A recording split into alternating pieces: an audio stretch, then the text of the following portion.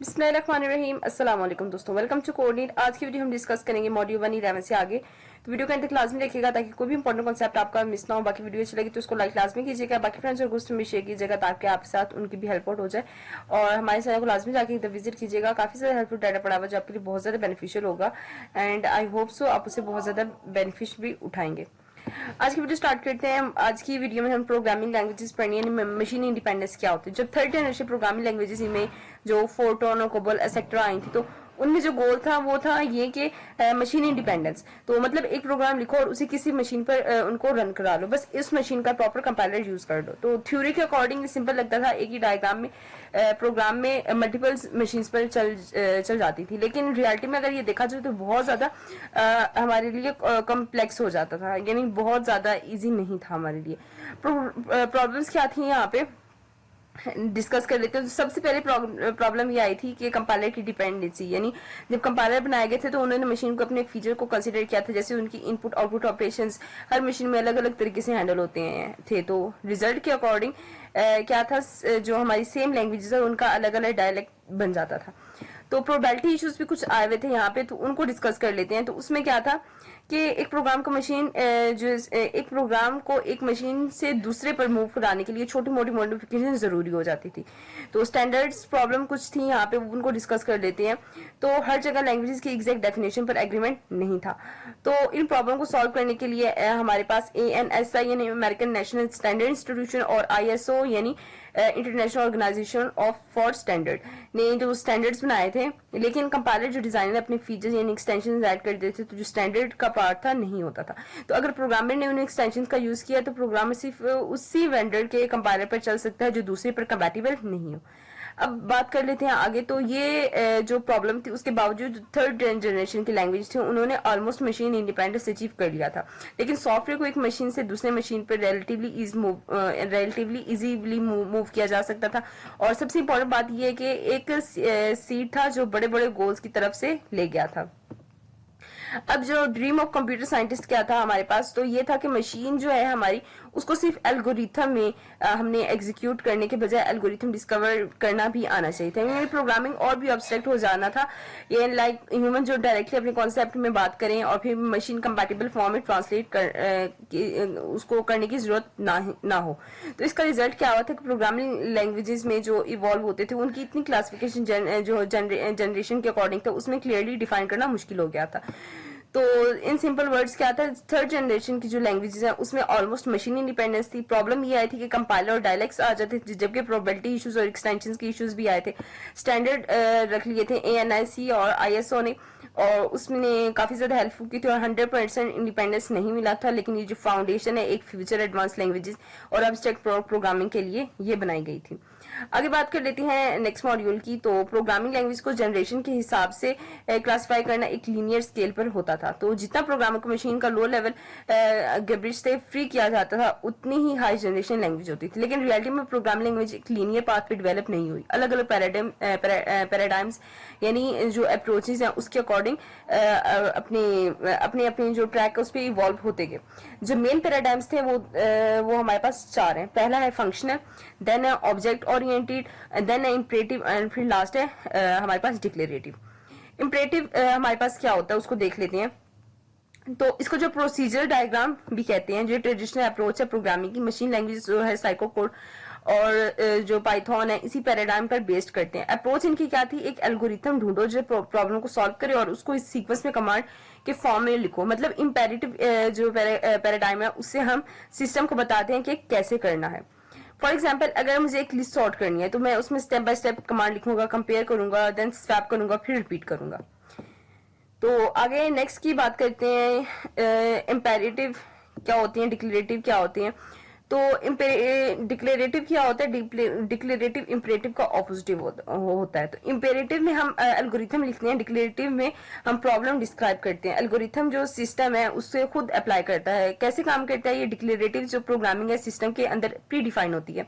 और जो इसके जनरल पर्पस होते हैं वो सॉल्विंग एल्गोरिथम होते हैं, ठीक है। प्रोग्रामर का क्या काम होता है, सिर्फ प्रॉब्लम को डिस्क्राइब करना कि उसके आगे वाले स्टेप्स कौन सी हैं, यानी उसने क्या क्या करना है। फॉर एग्जाम्पल वेदर फोरकास्टिंग का सिस्टम है, जो फोरकास्टिंग सिर्फ करंट कंडीशन इनपुट करेगा, सिस्टम का जो अंडरलाइंग साइमल्टेनियस है एल्गोरिथम का, वो ऑटोमेटिकली फ्यूचर वेदर प्रिडिक्ट कर देगा। तो कुछ चैलेंजेस भी आए थे, तो सबसे बड़ी जो मुश्किल थी वो थी अंडरलाइंग प्रॉब्लम सॉल्विंग एल्गोरिथम बनाना। इस वजह से पहले डिक्लेरेटिव लैंग्वेज थी मोस्टली स्पेशल पर्पस होती थी, जैसे साइमल्टेनियस पॉलिटिकल, इकोनॉमिक और इन्वायरमेंटल मॉड्यूल्स। और इसके अलावा बिग बूस्ट क्या था लास्ट में, तो जब मैथमेटिशियंस ने देखा था कि जो फॉर्मल लॉजिक एक सिंपल और जनरल प्रॉब्लम सॉल्व एल्गोरिथम बन सकता है, तो डिक्लेरेटिव पैराडाइम को बहुत बड़ा पुश मिल गया था। तो रिजल्ट इसका क्या बना था, जो लॉजिकल प्रोग्रामिंग लैंग्वेजेस थी जैसे प्रीलॉग, वो ज्यादा हमारे पास इमर्ज हुई थी। सिंपल वर्ड्स में क्या है कि इंपेरेटिव कैसे करना है बताना है, ये बताता है, यानी कि एल्गोरिथम कैसे लिखना है। डिक्लेरेटिव क्या, यानी कि क्या चाहिए प्रोग्राम डिस्क्राइब करो, ये सिस्टम खुद सॉल्व करेगा, ये बताता है हमें। नेक्स्ट मॉड्यूल देख लेते हैं हम। इसमें हमने पढ़ना है कि प्रोग्रामिंग पैराडाइम पे, यानी जिसको हम फंक्शनल पैराडाइम भी बोलते हैं, इसका बेसिक आइडिया ये है कि इस पैराग्राम में एक ही प्रोग्राम को फंक्शन की तरह देखा जाता है, जैसे इनपुट लेता है और आउटपुट देता है, मतलब प्रोग्राम एक फंक्शन होता है। प्रोग्राम बनाने का तरीका ये है कि छोटे छोटे प्री डिफाइंड फंक्शन को कनेक्ट करके एक बड़ा फंक्शन बनाया जाता है, यानी हर छोटे फंक्शन को एक आउटपुट दिया जाता है जो अगले फंक्शन को का इनपुट बन जाता है, और ऐसे ही फाइनल रिजल्ट मिल जाता है। फॉर एग्जाम्पल हमने किसी चीज का चेक बुक का बैलेंस फाइंड करना, तो फंक्शनल पैराडाइम में प्रोग्राम को नेस्टेड फंक्शन की फॉर्म में लिखा जाता है। फॉर एग्जाम्पल LISP लैंग्वेज में हम ऐसे लिख सकते हैं, इस तरह हम लिखेंगे। तो इसमें क्या होगा, जो फाइंड सम है वो इनपुट का सम करेगा, और जो फाइंड डिफ है वो दो वैल्यूज का डिफरेंस निकालेगा। इसमें प्रोसेस कैसे होगा, तो फाइंड सम है वो ओल्ड बैलेंस प्लस जो ओल्ड बैलेंस है प्लस क्रेडिट को कैलकुलेट करेगा। फिर जो दूसरा फाइंड सम है वो सारे डेबिट्स को टोटल कर देगा। फिर जो फाइंड डिफ है ये क्या करेगा, पहले वाले रिजल्ट में जो सेकंड वाला सब्ट्रैक्ट करेगा, और जो मिला हुआ जो नया जो है हमारे पास रिजल्ट वो हमें मिल जाएगा। अगर हम इसको इंपेरेटिव के साथ कंपेयर करें तो हमारे पास ये इस तरह के साइको कोड में हम इसको लिखेंगे। तो यहाँ मल्टीपल स्टेटमेंट्स हैं, हर स्टेप का जो रिजल्ट है वो एक वेरिएबल में स्टोर होता है। जैसे वेयर हाउस में जो गुड्स है वो स्टोर करते हैं, तो बाद में उनको यूज करके अलग अलग हमें उसके according to our need use कर देते हैं। फंक्शनल पैराडाइम में ऐसे ही जो नेस्टेड एक्सप्रेशन से लिख देते हैं, जिसमें जो रिजल्ट है वो डायरेक्ट अगले स्टेप में पास होता है और बीच में स्टोरेज की जरूरत नहीं होती। आगे देख लेते हैं एनालॉगी क्या होता है। तो इंपेरेटिव अलग अलग फैक्ट्रीज जो अपने अपने प्रोडक्ट वेयर हाउस में स्टोर करती हैं, फिर दूसरी फैक्ट्रीज उस वेयर हाउस से ले सकती हैं अपना प्रोडक्ट जो बनाती हैं। और फंक्शनल होती है, इसमें क्या होता है, फैक्ट्रीज डायरेक्टली एक दूसरे को आउटपुट भेज देती हैं बिना वेयर हाउस के ज्यादा एफिशिएंसी के साथ। तो सिंपल वर्ड्स में फंक्शनल पैराडाइम में हम प्रोग्राम्स को एक बड़े फंक्शन की तरह डिजाइन करते हैं जो छोटे छोटे फंक्शंस को मिलाकर बनती हैं, यानी ये चीजें कंसाइज, इफेक्टिव और मैथमेटिक्स स्टाइल का होता है। नेक्स्ट बात कर लेते हैं मॉड्यूल 1.5 की। तो इसमें हमने ओप्स के बारे में पढ़ना। तो ये पैराडाइम आज के मॉडर्न जो सॉफ्टवेयर डेवलपमेंट है उसका सबसे इंपॉर्टेंट और पॉपुलर अप्रोच है। इसमें प्रोग्राम के कलेक्शन ऑफ ऑब्जेक्ट के फॉर्म में देखा जाता है, यानी ऑब्जेक्ट क्या होता है, एक यूनिट जिसमें डाटा प्लस मेथड यानी उसका जो फंक्शन है दोनों होते हैं, और ऑब्जेक्ट एक दूसरे से इंटरेक्ट करके प्रॉब्लम सॉल्व करते हैं। फॉर एग्जाम्पल GUI जो हमारे पास है, ग्राफिकल यूजर इंटरफेस, इसमें क्या होता है, स्क्रीन पर जो आइकन्स होती हैं हर आइकन का जो एक ऑब्जेक्ट होता है उसको कहा जाता है, यानी अगर माउस से क्लिक करो तो आइकन ओपन हो जाता है, अगर ड्रैग करो तो स्क्रीन पर मूव हो जाएगा।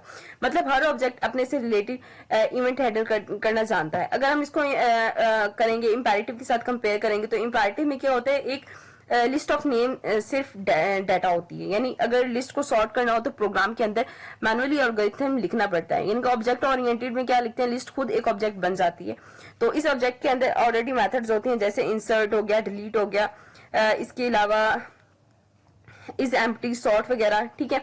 मतलब अगर किसी प्रोग्राम की सॉर्टिंग करनी है तो वो लिस्ट ऑब्जेक्ट से रिक्वेस्ट करेगा, यानी कि तुम खुद को सॉर्ट कर लो। कॉन्सेप्ट क्या है इस चीज का, तो जो हमारी क्लास एक ब्लूप्रिंट या टेम्पलेट है जो बताती है हमें, ठीक है। इसका डाटा और मेथड का जो स्ट्रक्चर है, एक ही क्लास से मल्टीपल ऑब्जेक्ट बन सकती है। जैसे कार क्लास बना लेती है, लेकिन इसमें प्रॉपर्टीज होंगी कार का मॉडल, उसकी स्पीड, और मेथड्स होंगे लाइक स्टार्ट, स्टॉप, एक्सेलरेट। अब इस क्लास से बन सकती है multiple objects like class car 1, car 2, car 3, सब अलग अलग एंट्रीज की बनेंगी, ठीक है।